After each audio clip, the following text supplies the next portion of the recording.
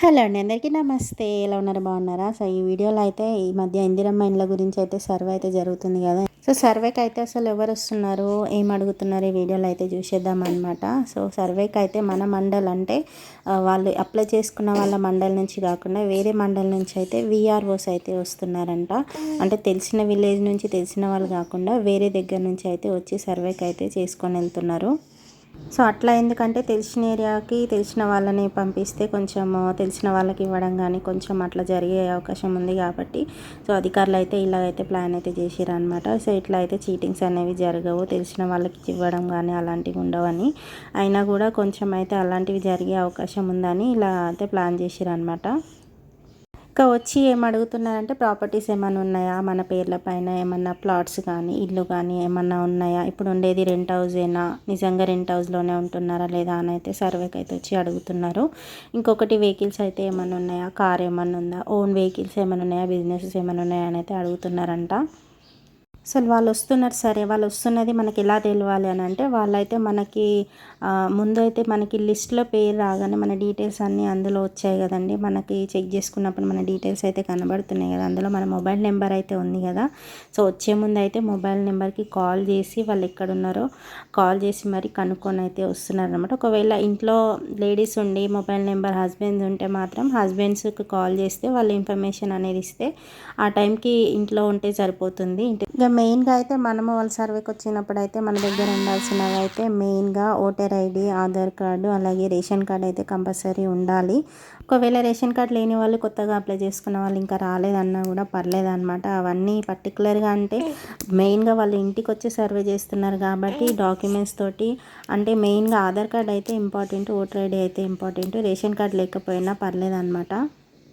ఇక మనకి status check చేసుకుంటే అప్లికేషన్ స్టేటస్లో మనకి ఇంకా కొంతమందికి అయితే పెండింగ్ ఫర్ ఎంపీడీఓ అప్రూవల్ అని అయితే ఉంది కదా. వాళ్ళు ఏం టెన్షన్ పడాల్సిన అవసరం లేదండి, ప్రాసెస్ అయితే జరుగుతూనే ఉంటుంది. ఈ జూన్ 2కి అయితే కొంతమందికి అయితే ఇవ్వాలన్న ప్రయత్నంలో ఉంది గవర్నమెంట్, కొంతమందికి అయితే డిస్ట్రిబ్యూట్ చేస్తారు. కానీ తర్వాత కూడా ఇంకా ప్రాసెస్ అనేది జరుగుతూనే ఉంటుంది. లిస్ట్ 1 లిస్ట్ 2 అని లిస్ట్ ప్రకారం అయితే వెళ్తారనమాట. ఇప్పుడు వచ్చింది మళ్ళీ ఇప్పుడు రాలేదు మరి ఎట్లా అనేసి అయితే డౌట్ పడాల్సిన అవసరం అయితే లేదు, ఖచ్చితంగా అందరికీ వస్తుంది అనమాట. సర్వే అయితే జరుగుతూనే ఉంటుంది. కాకపోతే జూన్ 2కి మాత్రం కొంతమందికి అయితే డిస్ట్రిబ్యూట్ చేసే ప్లాన్లో అయితే ఉంది. ఎందుకంటే ఆ రోజు మనకి తెలంగాణ అవతరణ దినోత్సవం ఉంది కాబట్టి ఇంకా మనకి సర్వేకి ఇంటికి రాని వాళ్ళు మాత్రం ఎవరైతే ఉన్నారో ఏం టెన్షన్ పడాల్సిన అవసరం లేదు, ప్రాసెస్ అయితే జరుగుతూనే ఉంటుంది. ఖచ్చితంగా వస్తారు. జూన్ 2 తర్వాత కూడా సర్వే జరిగే ఛాన్స్ ఉంటుంది. ఎందుకంటే ఇప్పుడు కొంచెం టైమే ఉంది కాబట్టి అధికారులకి అందరినీ సర్వే చేసి అంత అంటే అన్ని ఏరియాస్కి వెళ్ళాలి, అన్ని లొకేషన్స్ కవర్ చేయాలి, అన్ని వార్డులు కంప్లీట్ చేసుకోవాలి కాబట్టి అధికారులు కూడా కొంచెం బిజీగా ఉన్నారు కాబట్టి మొత్తం కవర్ చేయాలన్నా కొంచెం ఇబ్బంది కాబట్టి మొత్తం కంప్లీట్ కాకుండా తర్వాత అయితే ప్రాసెస్ అయితే కంప్లీట్ అయితే అవుతుంది అనమాట.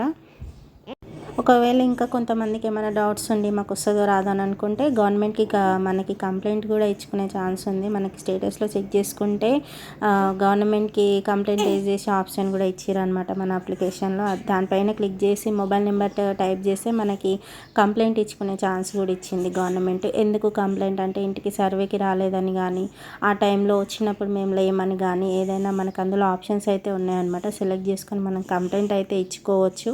మా స్టేటస్ ఇలా కనిపిస్తుంది, సర్వే అయిపోయింది కానీ మా స్టేటస్ ఇలా కనిపిస్తుంది. సో ఇలాంటి డౌట్స్ ఉన్న వాటికి అన్నిటికీ ఆప్షన్స్ అయితే అందులో ఉన్నాయి. మనం ఆప్షన్ అయితే సెలెక్ట్ చేసుకొని కంప్లైంట్ అయితే రేజ్ చేయొచ్చు అనమాట. ఈ చేసింది అయితే మనకి గ్రీవియన్స్ ఆప్షన్లో కనిపిస్తుంది.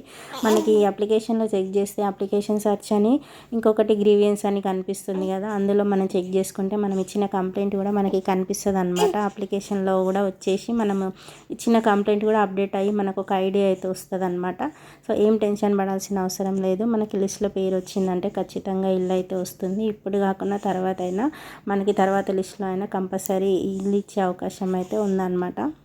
కంపల్సరీ లొకేషన్కి వచ్చే అవకాశం అయితే ఉందండి. ఎందుకంటే మీరు ఎక్కడైతే ఫోటో అయితే దిగినారో అప్లై చేసే ముందు అంటే అప్లై చేసిన తర్వాత మనకి సర్వేకి అయితే వచ్చిరు కదా.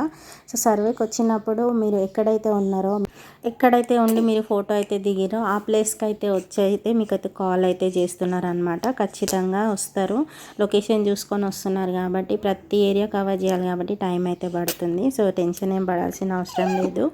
సో ఫైనల్గా ఇది అండి వీడియో. ఇంకా ఏమైనా అప్డేట్ కోసం అయితే నేను నెక్స్ట్ వీడియో అయితే చెప్తాను అనమాట. ఏమైనా డౌట్స్ ఉంటే మాత్రం కింద అయితే కామెంట్ చేయండి. Thanks for watching my video. Thank you.